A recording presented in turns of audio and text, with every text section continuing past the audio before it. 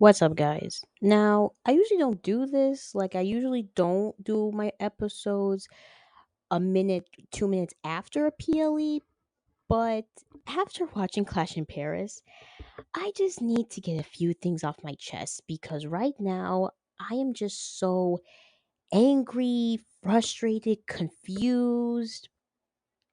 I'm a little bit sad. Basically, all the above stages of when you go through a breakup. And today Clash in Paris just rubbed me the wrong way for a few minor things.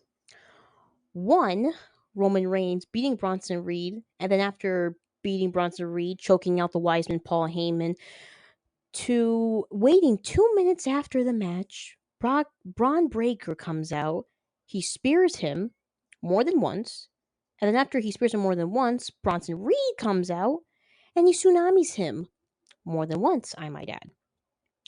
So after that whole mishap, I'm like, it took you 2 minutes to get to the ring to find out what happened to Paul Heyman and Bronson Reed.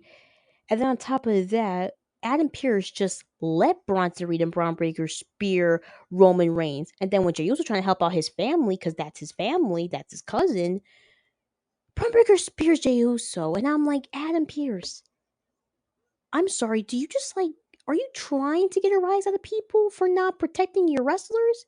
Because now you got Roman in the hospital. Jay's still freaking injured, so we don't know what's going to happen by tomorrow. And yeah, you think the best idea for to control your roster was to ban Bronson Reed and Braun Breaker from the arena, and if they dare to come back, you were going to suspend them indefinitely without paying them. You think that was a good punishment? You think that was a good idea?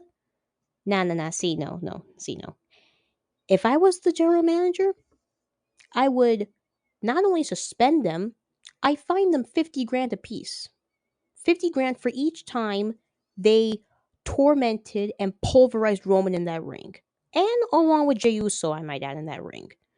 So I'm not good at math, but given my calculations, they're probably maybe owe me maybe 120, 125 grand apiece. Just saying. But that's just me. Now, with the tag team division, so far so good. Y6 retained. Thank you, God. But I'm starting to see a little bit of a tension between Montez Ford and Angelo Dawkins. But we'll get into that later because there's a lot happening right now that is just too much to even talk about.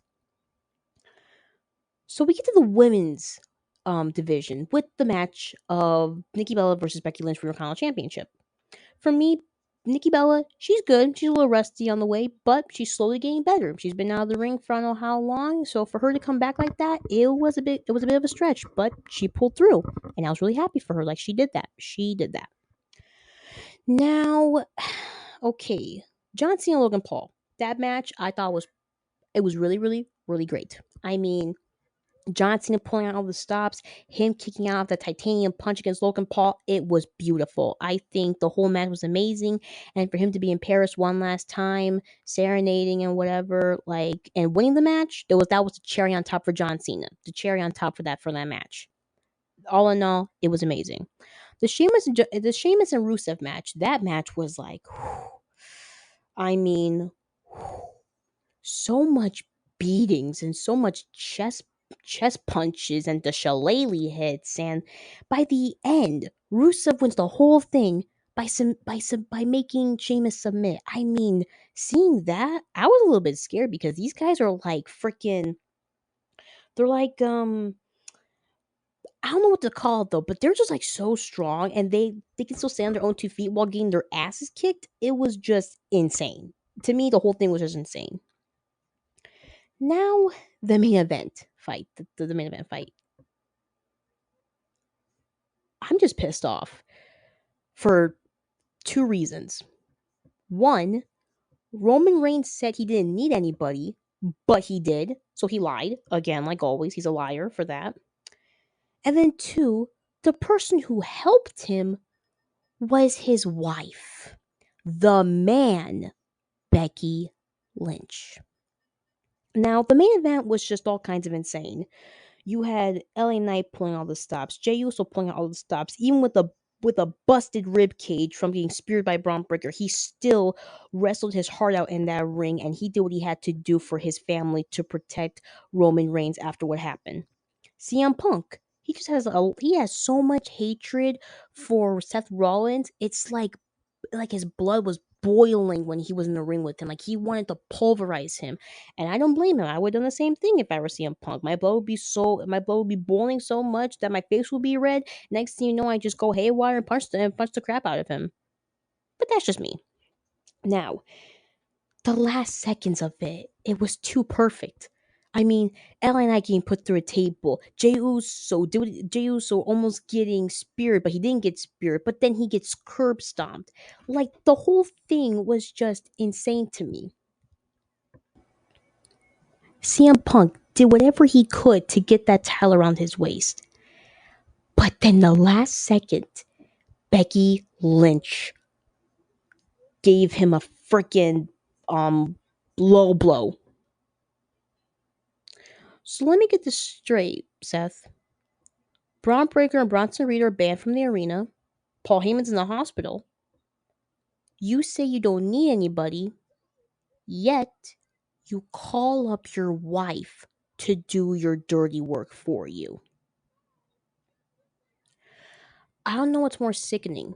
The fact that you keep telling us that you don't need anybody, or the fact that you keep getting other people like your wife to do your dirty work for you. Like, I don't get that, bro. I don't get that about you. You just lie and you lie and you lie and you lie to everybody. And you convince your wife to lie for you, and look what happens. Dude, all I'm saying is this. Your Tyler reign is far from over, and the beatdowns you're gonna get is gonna be far from over.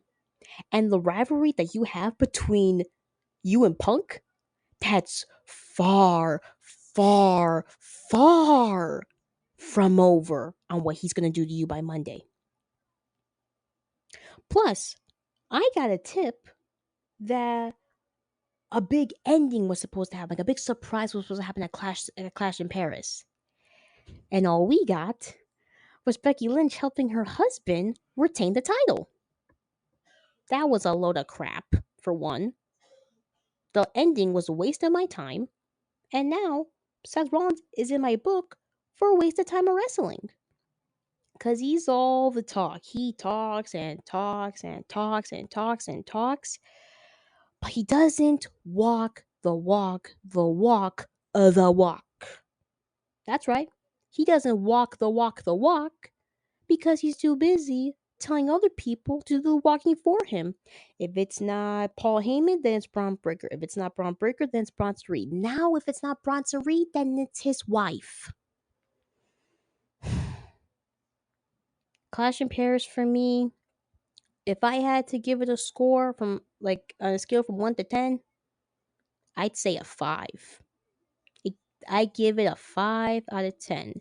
Because at least the White Six retains the tag team titles, John Cena beats Logan Paul, and Roman Reigns beats Bronson Reed. That's the only reason why I'm giving it a 5. I would give it a 3, but due to the matches and stuff, the way it was lined up, it was kind of pretty awesome. So I can't even argue. I can't even argue that knowledge.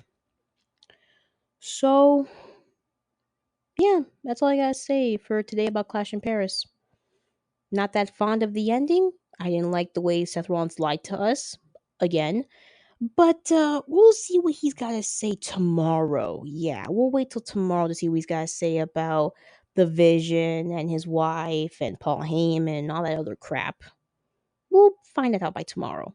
Now, tomorrow, the only matches we got AJ Styles versus Don Mysterio for the Intercontinental Champion.